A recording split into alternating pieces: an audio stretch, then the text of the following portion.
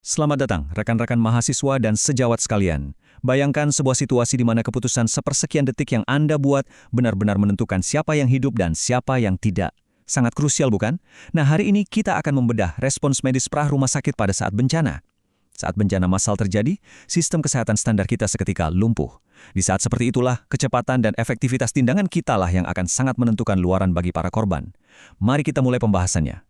Untuk paparan kita hari ini, ada 5 poin utama yang akan kita bahas. Mulai dari filosofi medis bencana alam, kemudian sistem klasifikasi triase START, dilanjutkan dengan penilaian lapangan dengan RPM, lalu stabilisasi sistematis metode ABCDE, dan terakhir, evakuasi serta apa peran TLM di dalamnya. Oke, kita langsung masuk ke bagian pertama, yaitu filosofi medis bencana alam.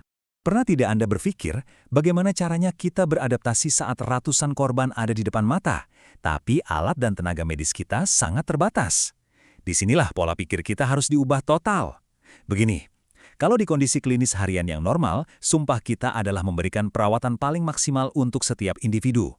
Tapi saat bencana massal, realitasnya sangat keras. Jumlah korban jauh melampaui kapasitas. Jadi, filosofi kita bergeser drastis ke arah medis bencana, di mana fokus utamanya hanya satu, menyelamatkan jumlah nyawa terbanyak dengan sumber daya yang ada.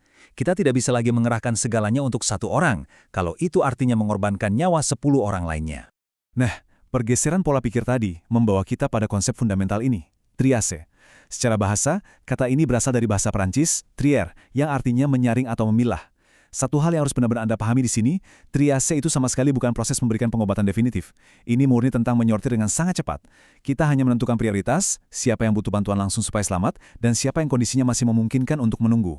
Kalau ada satu kalimat saja yang harus Anda ingat dari sesi hari ini, ingatlah prinsip ini.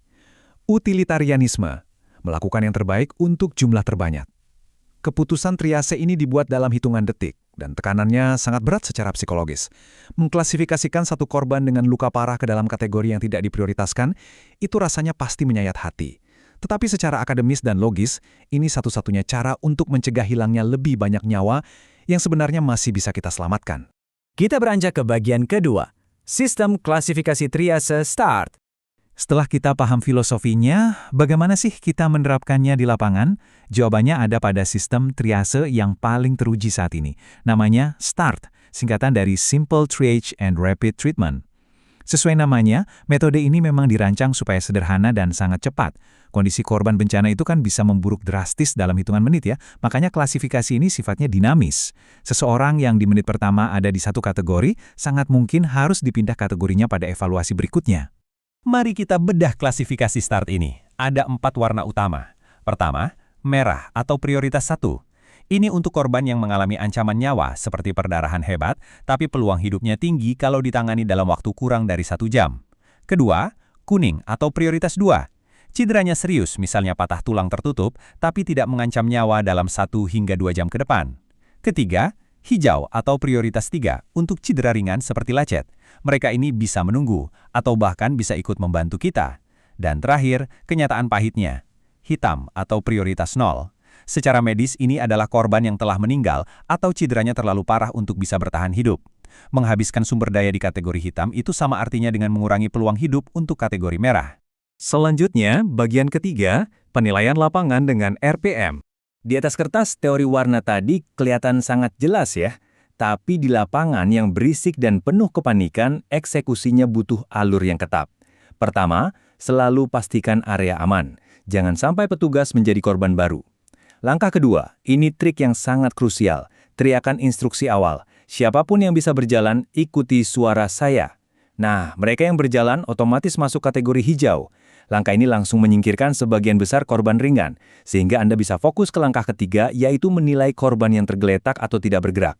Setelah dinilai, baru masuk langkah keempat memberikan tag atau label warna.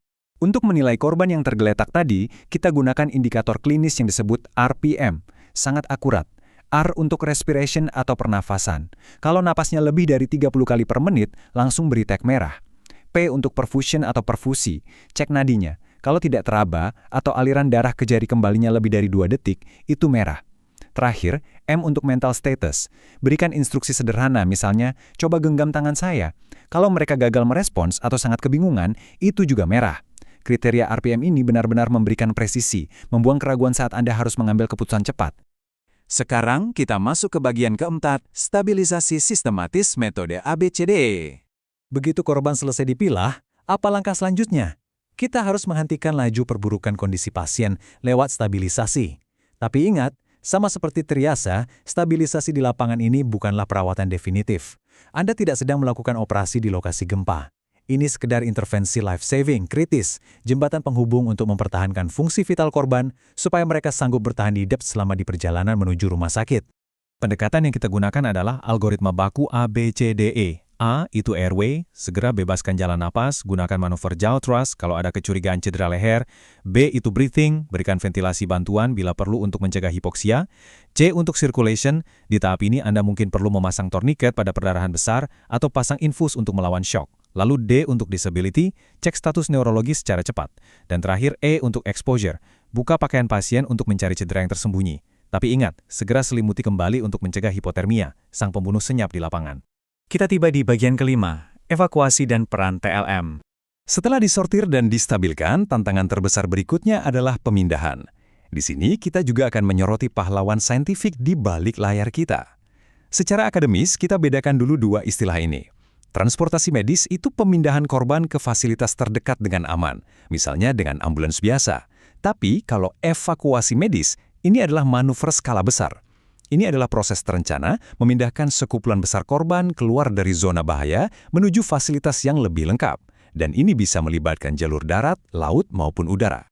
Nah, evakuasi ini punya urutan yang tidak boleh dilanggar. Mulai dari identifikasi prioritas berdasarkan warna tadi, lalu ini aturan emasnya. Pasien harus distabilkan secara maksimal sebelum digerakkan. Pemindahan korban yang belum stabil sama saja dengan mempercepat perburukannya. Setelah itu baru persiapan imobilisasi, pemilihan transportasi, pemantauan klinis ketat di jalan, sampai serah terima atau handover yang komprehensif di rumah sakit penerima. Dalam situasi yang serba kacau itu, dukungan logistik klinis adalah segalanya. Disinilah letak peran vital tenaga teknologi laboratorium medis atau TLM. Memang TLM tidak melakukan intubasi, tapi mereka mengelola kesiapsiagaan diagnostik. Coba bayangkan korban koma yang butuh cek gula darah darurat atau pengambilan sampel darah segera untuk korban shock. TLM lah yang memastikan manajemen alat dan informasi ini berjalan lancar supaya keputusan klinis dokter di lapangan tidak diambil secara buta. Peran krusial rekan-rekan TLM ini terus berlanjut hingga ke tahap evakuasi. Integritas data klinis pasien tidak boleh sampai hilang di jalan. TLM memastikan pelabelan sampel yang benar, menjaga suhu reagen lewat sistem cold chain, dan menyiapkan kit laboratorium darurat untuk posko berikutnya. Dokumentasi yang teliti inilah yang memastikan begitu pasien tiba di rumah sakit rujukan, tim bedah sudah memiliki data medis awal yang terekam dengan sempurna. Rekan-rekan mahasiswa sekalian, mengelola medis bencana itu bukan sekedar soal menghafal teori klinis ya. Ini sangat menuntut kesiapan mental. Di saat infrastruktur hancur dan kepanikan mengelilingi Anda, ilmu yang terstruktur inilah yang akan menjadi kompas moral dan profesional Anda. Pertanyaan reflektifnya sekarang, dengan semua pengetahuan yang telah kita bedah hari ini, sudah siapkah mental kita mengambil tanggung jawab berat itu? Tanggung jawab untuk membuat keputusan yang menentukan antara hidup dan matinya korban? Demikianlah pembahasan mendalam kita mengenai manajemen pra-rumah sakit pada bencana alam. Kalau Anda merasa mendapatkan wawasan ilmiah yang berharga dari sesi pembelajaran ini, mari dukung terus channel Ruang Dosen. Silahkan klik tombol subscribe dan aktifkan lonceng notifikasinya supaya Anda tidak tertinggal materi dan paparan terbaru dari kami. Jangan lupa juga untuk klik like dan share paparan ini ke rekan sejawat lainnya, agar kita bisa bersama-sama menyebarkan ilmu pengetahuan yang menyelamatkan nyawa. Sampai jumpa di pembelajaran berikutnya.